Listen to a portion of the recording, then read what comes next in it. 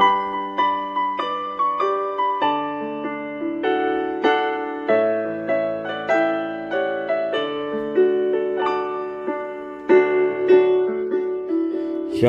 salam sejahtera bagi Bapak Ibu, Saudara-saudara, anak-anak yang dikasihi oleh Tuhan Yesus Kristus. Jumpa kembali bersama saya Pendeta Eka di dalam renungan firman Tuhan pada hari ini, hari Sabtu 25 Maret 2023. Sukacita dan damai sejahtera dari Tuhan kiranya menyertai hidup kita sekalian, puji nama Tuhan. Pembacaan firman Tuhan pada hari ini sampai pada pembacaan kitab Daniel pasal yang ke-10. Kiranya firman Tuhan memberkati kita sekalian. Baik, sebelum kita akan merenungkan bagian firman Tuhan hari ini, mari kita akan berdoa bersama. Tuhan Allah Bapa di surga, di dalam nama Tuhan Yesus, kami datang kepada Tuhan mengucapkan syukur dan terima kasih untuk kasih setia dan pemeliharaan Tuhan atas kami sekalian. Terima kasih juga kami masih berkesempatan untuk kami belajar firman Tuhan.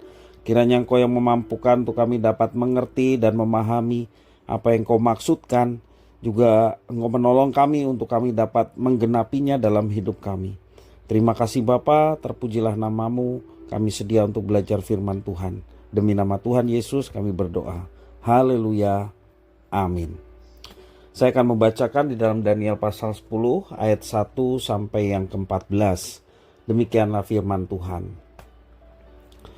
Pada tahun ketiga pemerintahan Kores, raja orang Persia, suatu firman dinyatakan kepada Daniel yang diberi nama Belsasar. Firman itu benar dan mengenal kesusahan yang besar. Maka dicamkannyalah firman itu dan diperhatikannyalah penglihatan itu. Pada waktu itu, aku, Daniel, berkabung 3 minggu penuh. Makanan yang sedap tidak kumakan. Daging dan anggur tidak masuk ke dalam mulutku, dan aku tidak berurap sampai berlalu 3 minggu penuh.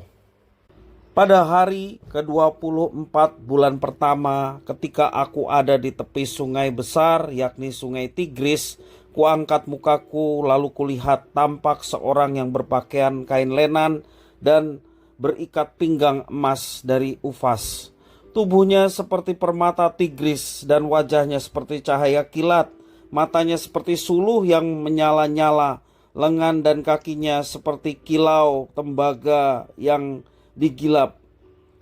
Dan suara ucapannya seperti gaduh orang banyak.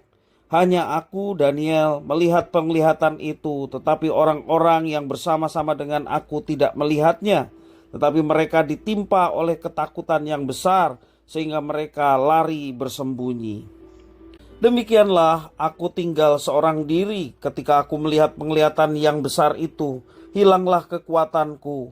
Aku menjadi pucat sama sekali dan tidak ada lagi kekuatan padaku. Lalu kudengar suara ucapannya, dan ketika aku mendengar suara ucapannya itu, jatuh pingsanlah aku tertelungkup dengan mukaku ke tanah. Tetapi ada suatu tangan menyentuh aku dan membuat aku bangun sambil bertumpu pada lutut dan tanganku. Katanya kepadaku, Daniel, engkau orang yang dikasihi. Camkanlah firman yang kukatakan kepadamu dan berdirilah pada kakimu, sebab sekarang aku diutus kepadamu.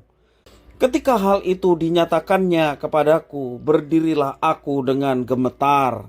Lalu katanya kepadaku, janganlah takut Daniel, sebab telah didengarkan perkataanmu sejak hari pertama engkau berniat untuk mendapat pengertian dan untuk merendahkan dirimu di hadapan Allahmu, dan aku datang oleh karena perkataanmu itu. Pemimpin kerajaan orang Persia berdiri 21 hari lamanya menentang aku, tetapi kemudian Mikael, salah seorang dari pemimpin-pemimpin terkemuka, datang menolong aku dan aku meninggalkan dia di sana berhadapan dengan raja-raja orang Persia. Lalu aku datang untuk membuat engkau mengerti apa yang akan terjadi pada bangsamu pada hari-hari yang terakhir, sebab penglihatan ini juga mengenai hari-hari itu. Bapak Ibu saudara-saudara yang dikasihi oleh Tuhan, sekali lagi Daniel mendapatkan penglihatan. Dan kita melihat bagaimana yang terjadi dalam kehidupan Daniel. sampai Daniel begitu lelah, begitu berat, dan bahkan dikatakan pingsan. Nah, kalau kita perhatikan juga Bapak Ibu Saudara, ketika seorang pengkhotbah selesai membacakan firman Tuhan, kemudian ada perkataan dari pengkhotbah, "Berbahagialah orang yang mendengar firman Tuhan dan memeliharanya dalam hidup sehari-hari." Kalimat itu mengandung arti bahwa setiap orang yang bersedia mendengar dan melakukan firman Tuhan disebut orang yang berbahagia. Memang demikianlah, firman Tuhan membuat seorang berbahagia tak kala firman itu didengar serta dilakukan. Bapak Ibu Saudara yang dikasihi Tuhan, sebagai abdi Tuhan Allah, Daniel berusaha mencamkan firman Tuhan Allah di dalam hati. Selesai dia mendapatkan pernyataan firman itu. Di sini kata mencamkan bermakna memperhatikan, meresapkan ke dalam pikiran, dalam hati, dan meyakininya. Itulah makna dari kata mencamkan. Firman Tuhan Allah yang datang kepada Daniel berisi berita tentang tibanya masa penderitaan dan pencobaan yang begitu dahsyat yang akan melibatkan dirinya dalam tugas yang sedemikian berat.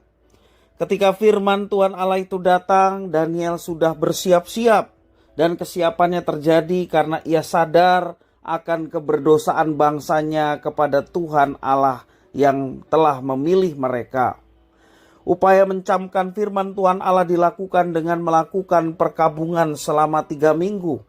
Pada masa perkabungan itu ia makan makanan seadanya dalam jumlah sedikit supaya bisa bertahan hidup. Pada hari ke-24 di tepi sungai Tigris tampaklah penglihatan lain kepada Daniel. Di dalam ayat yang keempat mengatakan demikian. Apa penglihatan itu? Ia melihat seorang dengan berpakaian kain lenan berikat pinggang dari Ufas. Sosok yang dilihat Daniel tetap sosok yang menimbulkan dampak yang begitu luar biasa. Alkitab menuliskan bahwa Daniel sangat tergetar hingga hilanglah kekuatannya dan ia jatuh pingsan terlungkup sampai ke tanah. Namun ada sentuhan tangan yang membuatnya bangun. Orang tersebut menegaskan dan mengatakan kepada Daniel, Daniel dikasihi oleh Tuhan. Sebagai orang yang dikasihi Tuhan, Daniel harus mencamkan firman-Nya supaya mendapat kekuatan, supaya ia tidak takut lagi menghadapi kesulitan hidup dan mengerti rahasia yang akan terjadi pada masa yang akan datang. Bapak Ibu Saudara-saudara yang dikasihi oleh Tuhan, mencamkan firman Tuhan adalah tindakan aktif untuk menemukan makna dari firman Tuhan yang diberikan kepada orang yang dikasihinya. Belajar dari Daniel, ketika kita dengar firman Tuhan, camkanlah firman Tuhan itu. Artinya kita boleh menemukan arti dari firman itu untuk kita terapkan dalam kehidupan kita setiap hari. Mencamkan firman Tuhan juga merupakan upaya seseorang untuk meresapkan kebenaran firman Tuhan dalam pikiran yang disertai dengan tindakan yang nyata, tindakan konkret. Sebab kebenaran firman Tuhan akan menuntun hidup seseorang, yakni orang yang percaya kepada Tuhan, menuju kehidupan yang hanya terarah kepada Tuhan. Bapak Ibu Saudara-saudara yang dikasihi oleh Tuhan, kita berbahagia sebagai umat Tuhan Allah yang baru, karena kita diberkati Tuhan dengan firman Tuhan yang sudah lengkap dari kitab Kejadian sampai kitab Wahyu. Bagaimana kita bisa mengenal Tuhan secara pribadi melalui kebenaran firman Tuhan Allah. Karena itu setiap kebenaran yang diberikan kepada kita, mari kita menjadi pribadi yang tunduk atas otoritas Tuhan melalui firman Tuhan. Mencamkan firman Tuhan artinya kita mau memperhatikan dengan sungguh-sungguh, mengerti makna dari apa yang telah difirmankan. Lebih dari itu semua, kita mau menerapkan dalam kehidupan kita setiap hari. Sekali lagi, berbahagia orang yang mendengarkan firman Tuhan serta melakukannya dalam hidup sehari-hari. Apakah kita ingin bahagia? Tentunya iya, kebahagiaan itu terjadi ketika firman itu didengar dan dilakukannya. Marilah kita menjadi umat yang menyenangkan hati Tuhan. Menyenangkan hati Tuhan sederhana, yakni setiap kali kita mendengar firman, dengarkanlah baik-baik, mengertilah maknanya, serta terapkanlah itu dalam hidup kita, maka Tuhan disenangkan tentunya dan hidup kita akan mengalami kebahagiaan.